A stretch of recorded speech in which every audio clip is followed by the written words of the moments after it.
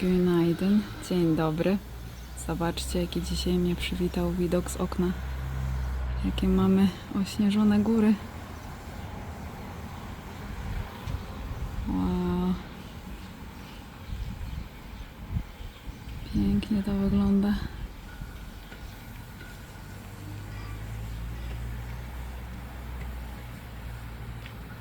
Super. Merhaba, tutaj Magdaska Naukowa po turecku. Witam Was w tegorocznym ramadanowym vlogu. Szczerze mówiąc, to długo się zastanawiałam, czy w ogóle poruszać ten temat w tym roku, bo mam takie wrażenie, że w poprzednich latach już kompletnie wyczerpałam ten temat i wszystko, co można było tylko o Ramadanie powiedzieć i o Ramadanie pokazać, to już powiedziałam i pokazałam. Jeżeli jesteście nowi na kanale i przegapiliście te filmy, to ja Wam wrzucę link do całej ramadanowej playlisty w przypiętym komentarzu. Tam sobie zajrzyjcie, bo naprawdę jest tam cała masa informacji, więc tam możecie sobie to nadrobić. Ale wiecie co, no już trochę tego ramadanu minęło i nazbierałam trochę obserwacji. Jednak ramadan przebiega tutaj trochę inaczej. Jak wiecie, jakiś czas temu przenieśliśmy się w zupełnie inny region Turcji, ze wschodu Turcji na zachód Turcji, no i faktycznie różnica jest spora. Więc pomyślałam, że może jednak warto nagrać taki odcinek i o tym Wam opowiedzieć, co tutaj jest inaczej. Więc dzisiaj trochę sobie o tym porozmawiamy, a później zabiorę Was do miasta i jeszcze parę rzeczy na mieście Wam pokażę. Także jeżeli jesteście zainteresowani, to zapraszam do oglądania. Jak dobrze pewnie pamiętacie, nieraz wspominałam, wschód Turcji jest dużo bardziej konserwatywny. Szczególnie w momencie, kiedy mieszkaliśmy w dość małej miejscowości. I tam faktycznie w czasie ramadanu, chcąc nie chcąc, trzeba było się dostosować do tego ramadanowego rytmu. I nawet jeżeli ktoś nie pościł, ja na przykład nie poszczę w ramadanie, bo nie jestem muzułmanką, no to i tak gdzieś tam do tego musiałam się dostosować. To znaczy wiadomo, w swoim domu, no to mogłam się zachowywać po swojemu, tak? Mieć swoją normalną rutynę, ale już na mieście nie. Jednak większość społeczeństwa tam na wschodzie pości, albo nawet jeżeli nie poszczą, to jednak to ukrywają, jednak gdzieś tam wstydzą się do tego przyznać. I wszystko w mieście jest pod to podporządkowane. To znaczy, na całe miasto zawsze w ramadanie otwarta była dosłownie tylko jedna kawiarnia w ciągu dnia. A tak wszystko inne było zamknięte przez cały miesiąc ramadanu i albo było otwierane dopiero wieczorem po zakończeniu postu, albo w ogóle było zamknięte przez cały miesiąc. No i też raczej nie wypadało gdzieś tam, nie wiem, na mieście pić wodę. Nuri też na przykład w szkole, gdzie jeszcze przecież dojeżdżał do pracy do szkoły na wieś, no to też obserwował, że absolutnie wszyscy nauczyciele zawsze pościli. Pościły też często dzieci, mimo że to było gimnazjum, więc dzieci jeszcze stosunkowo małe. No i też raczej nie wypadało napić się herbaty, wody, cokolwiek, mimo że wiadomo, podczas prowadzenia zajęć zasycha w gardle i nawet jeżeli ktoś nie pościł, no to jednak nie wypadało, trzeba było gdzieś tam się dostosować. Więc no było widać, że ten czas ramadanu ma ogromny wpływ na wszystkich mieszkańców i chcąc nie chcąc trzeba było to zaakceptować. A tutaj w Burdur właściwie można by było sobie żyć tak, w ogóle można było tutaj tego ramadanu nie zauważyć. Z jednej strony wszystkie te ramadanowe elementy jak najbardziej tutaj są, co Wam też dzisiaj pokażę. Więc jeżeli ktoś pości w ramadanie, no to jak najbardziej ma taką możliwość i może jak najbardziej się tutaj w to wszystko wczuć. Ale z drugiej strony, jeżeli ktoś nie pości, no to może sobie normalnie tutaj funkcjonować tak, jakby w ogóle tego ramadanu nie było. Bo wszystkie restauracje, kawiarnie w Burdur są normalnie otwarte. I jeżeli jest coś ramadanowego, jakieś takie specjalne menu na iftar po całym dniu postu, czy na sahur, czyli ten ostatni posiłek przed rozpoczęciem postu, to są dodatki. to jest coś dodanego do normalnego menu, a nie w zamian. Także wszystko tutaj funkcjonuje normalnie i no, wiadomo, że jest mniej tych ludzi w kawiarniach w ciągu dnia, ale jednak są. I wszystko funkcjonuje normalnie, a też w szkole Nuri, jak obserwuję, no to właściwie wygląda na to, że poszczą tylko nauczyciele od religii, a tak większość nie i normalnie na przerwach sobie piją herbatę, kawę, wodę.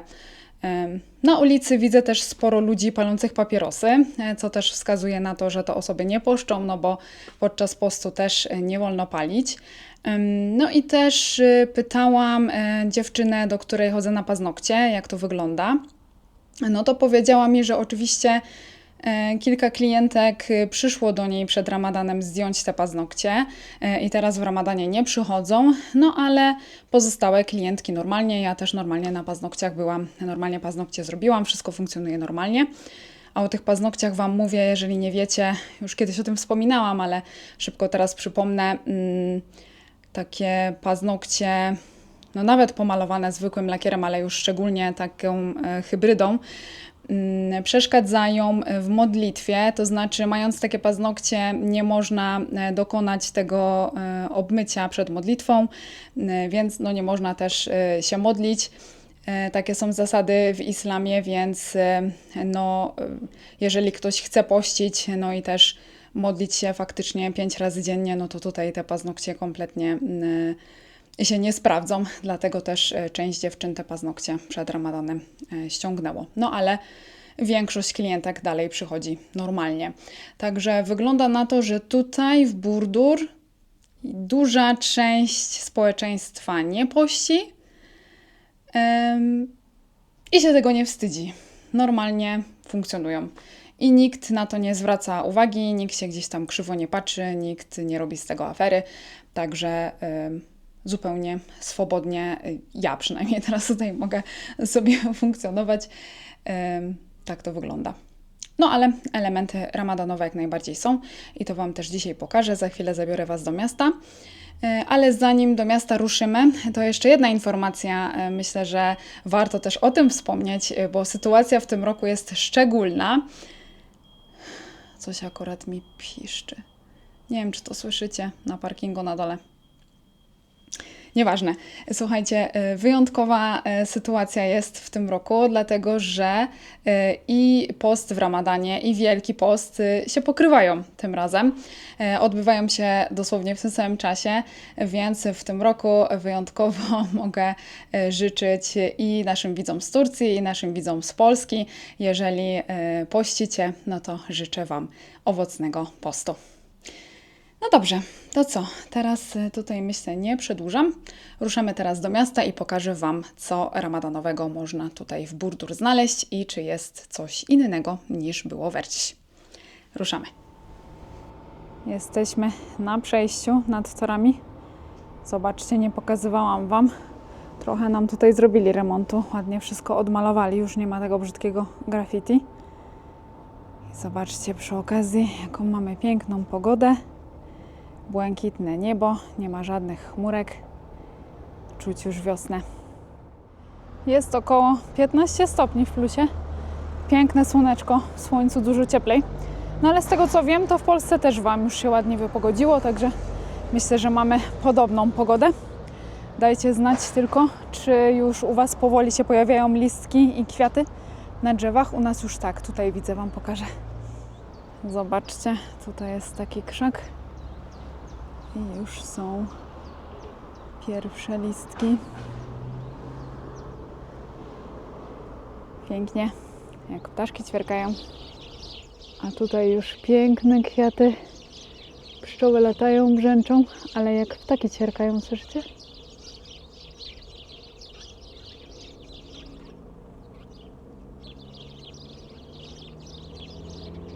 Idę teraz przez deptak, gdzie mamy tutaj właśnie kawiarnię, jedna obok drugiej. I tutaj po drugiej stronie ulicy widzę, że sporo ludzi w środku siedzi. Nie chcę ich tak, wiecie, chamsko nagrywać. Mimo że jest środek tygodnia i do południa jeszcze, no to trochę ludzi na kawce siedzi. ale pokażę Wam, co tutaj ramadanowego może w tych kawiarniach, jak w dodatek. Zobaczcie tutaj na deptaku przykład jednej kawiarni. Jest teraz normalnie otwarta w ciągu dnia, ale jest też dodane do menu na sahur, czyli ten ostatni posiłek w nocy przed rozpoczęciem postu. To takie nocne śniadanie. Można sobie takie śniadanie w nocy tutaj zamówić. Przez cały Ramadan aż do tej godziny sahurowej mają otwarte, no ale w ciągu dnia normalnie też. Tutaj widzę w kawiarni z deserami mają jakieś dodatkowe ramadanowe menu. Można sobie po iftarze tutaj przyjść na deser. Tutaj następna restauracja. Otwarte, pracownicy siedzą na papierosku. I tutaj zobaczcie też dodatkowo ramadanowe menu, poza tym normalnym, które jest w ciągu dnia. I następna sieciówka, też normalnie otwarta w ciągu dnia. I dodane po prostu też ramadanowe menu na iftar. Ale tutaj na deptaku to głównie sieciówki, dużo też fast foodów, kawiarnie. A jak wygląda iftar w takiej lokalnej restauracji z domowym jedzeniem, to Wam pokażę, bo będziemy też się na taki iftar wybierać. Z tego będzie relacja w następnym vlogu. A tutaj jedna z nielicznych ramadanowych dekoracji w mieście. Jak widzicie, powtarza się właśnie motyw półksiężyca i gwiazdki i też często takie właśnie tutaj latarenki, lampiony. A tutaj wywieszony napis, który oznacza witaj miesiącu Ramadan. I jak możecie zwrócić uwagę, nie jest napisane Ramadan, tylko Ramazan, bo tak właśnie mówimy po turecku. Ramadan to jest po arabsku, po turecku Ramazan. A może właśnie sobie wejdźmy chwilkę na kawkę i potem ruszymy dalej.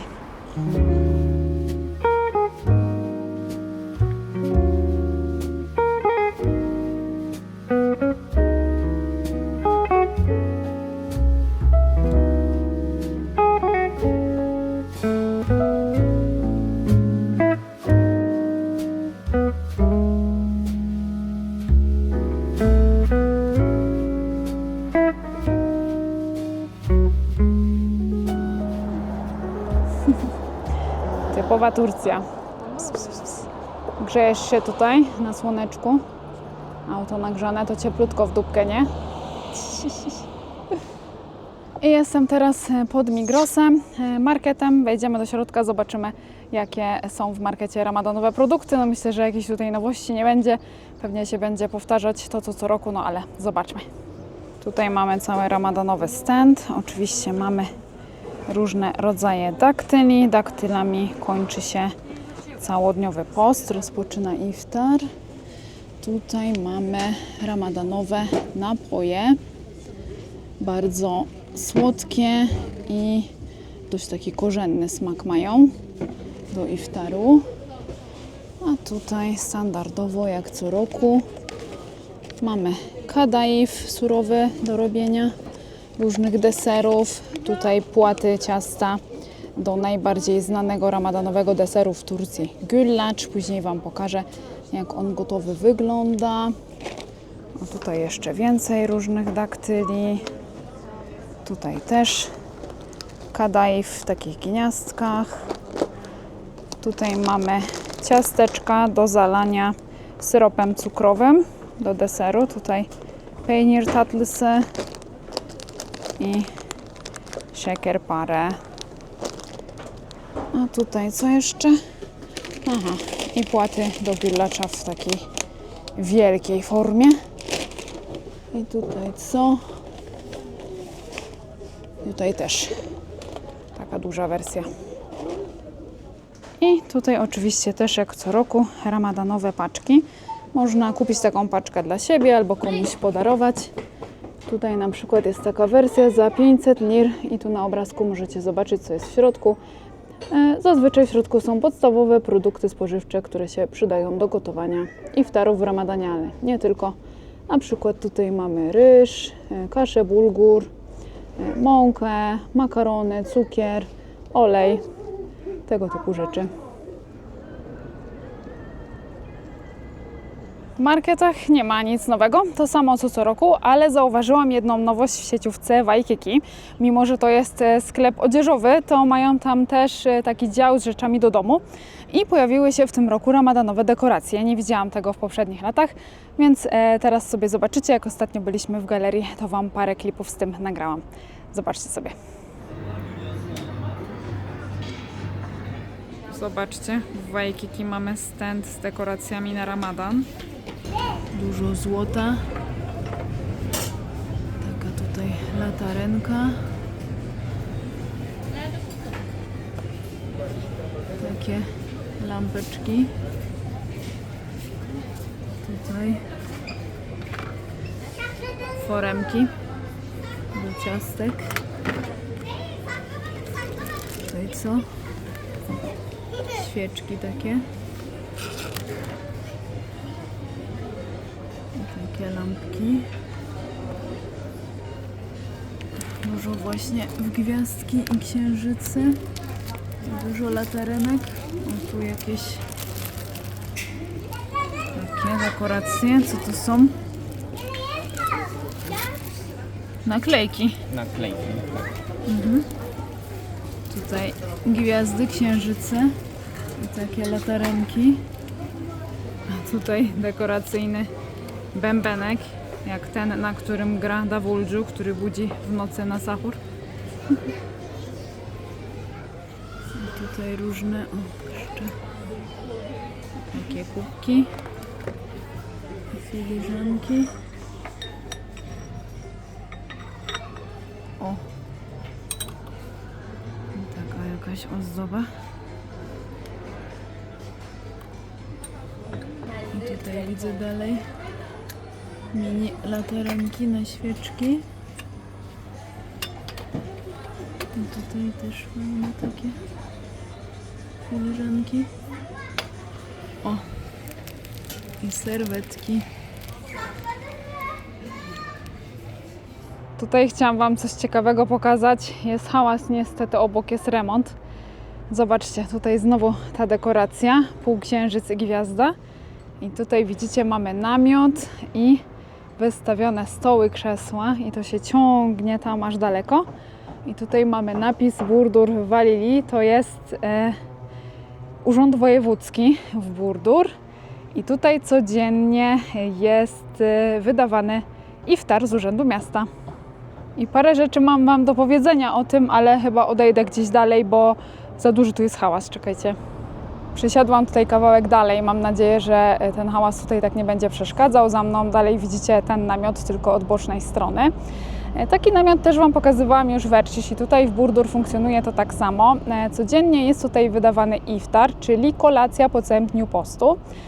Jest to kolacja darmowa z Urzędu Miasta i każdy może sobie tutaj przyjść i z tego skorzystać. Każdy, kto potrzebuje, może nie może sobie sam tego iftaru przygotować, może jest samotny, a chciałby jednak zjeść ten iftar wśród innych ludzi, to jak najbardziej może przyjść sobie z tego skorzystać. I z tego co wiem, to tutaj to jedzenie przygotowuje Red Menevi, czyli dom nauczyciela, bo też ten namiot znajduje się na terenie tego domu nauczyciela. I te wszystkie potrawy są przygotowywane w takich dużych kotłach i podawane na takich tackach z przegródkami na różne dania. I taki posiłek składa się zazwyczaj z zupy, sałatki, pilawu albo z ryżu, albo z kaszy bulgur i dania głównego z mięsem. Często jest też jakiś deser, jest ajran do picia, woda, jest jakieś pieczywo. I tak to właśnie wygląda. I też zauważyłam, że Urząd Miasta sporo tutaj organizuje różnych takich rzeczy w czasie Ramadanu. Wiem też, że osoby starsze dostają codziennie też taki posiłek w czasie całego Ramadanu na iftar z Urzędu Miasta.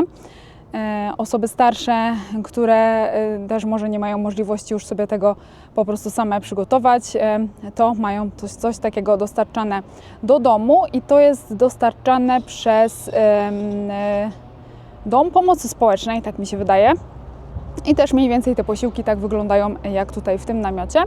Też są właśnie tutaj przez dom nauczyciela przygotowywane.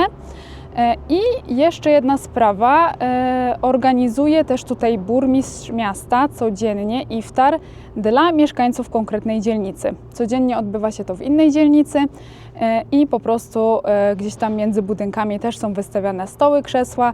Burmistrz przychodzi na taki iftar, bierze też w nim udział i wszyscy mieszkańcy tej dzielnicy są wtedy na taki iftar zaproszeni.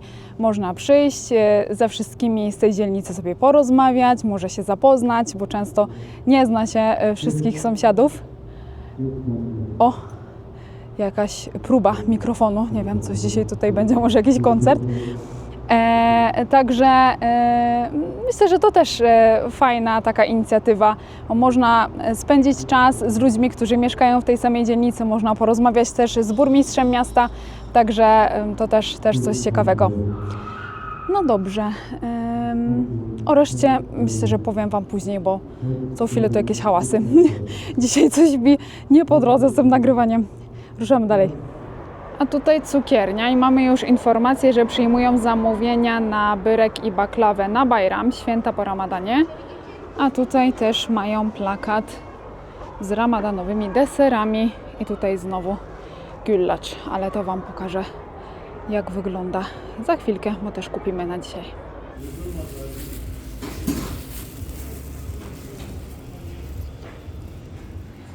Zobaczcie, tutaj mamy lokmę. To są takie tureckie pączki. Smażone są w gorącym tłuszczu. To jest ciasto drożdżowe, dosłownie jak nasze pączki, a potem jest moczone w syropie cukrowym to wszystko.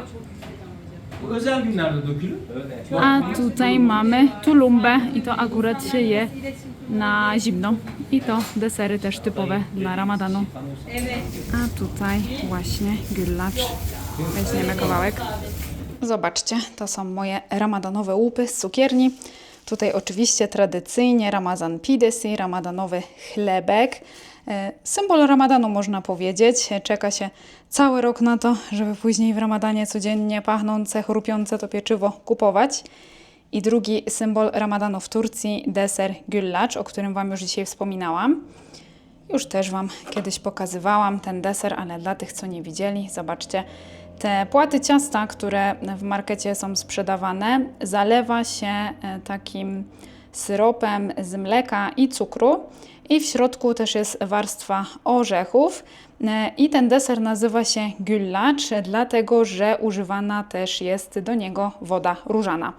Więc jedząc czuć też trochę ten posmak róży i na górze zawsze do dekoracji jakieś owoce. I tak to wygląda.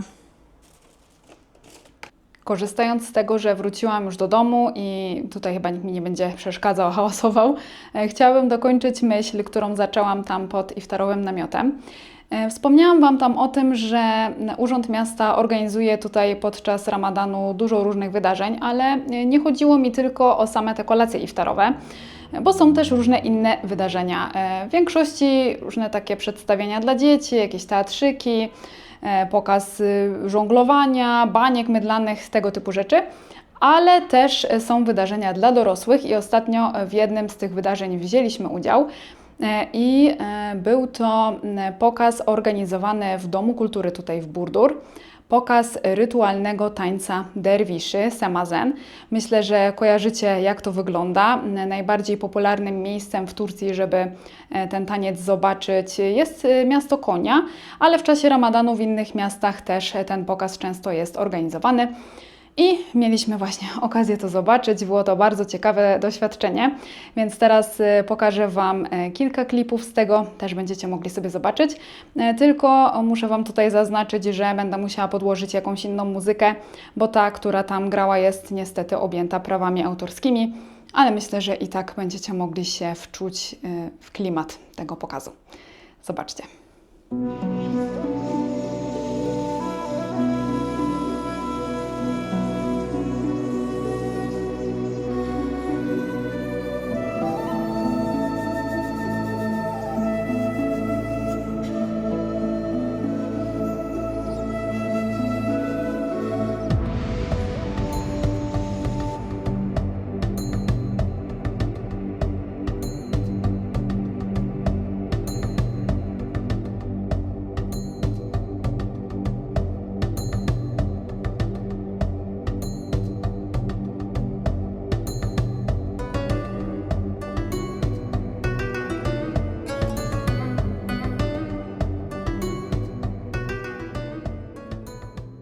powoli tutaj będziemy kończyć tego vloga, ale zanim zakończę, to jeszcze mam dla Was jedną ciekawostkę.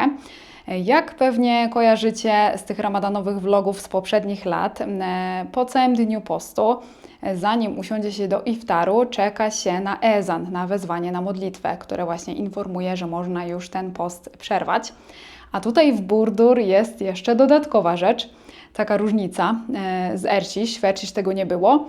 Tutaj na wzgórzu, które akurat widzimy z naszego balkonu, równocześnie z tym ezanem jest też wystrzał z armatki. Więc spróbuję to też dzisiaj dla Was nagrać, jak się uda. To teraz też to zobaczycie. No i tyle. Do zobaczenia w następnym vlogu. To też będzie jeszcze vlog ramadanowy, tak jak Wam mówiłam. Pokażę Wam, jak tutaj w Burdur wyglądają te iftarowe menu w lokalnej restauracji. Do zobaczenia. Görüşürüz.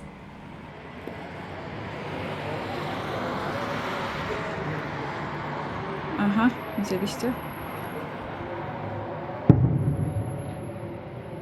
I zaczyna ezan śpiewać. Czas na iftar.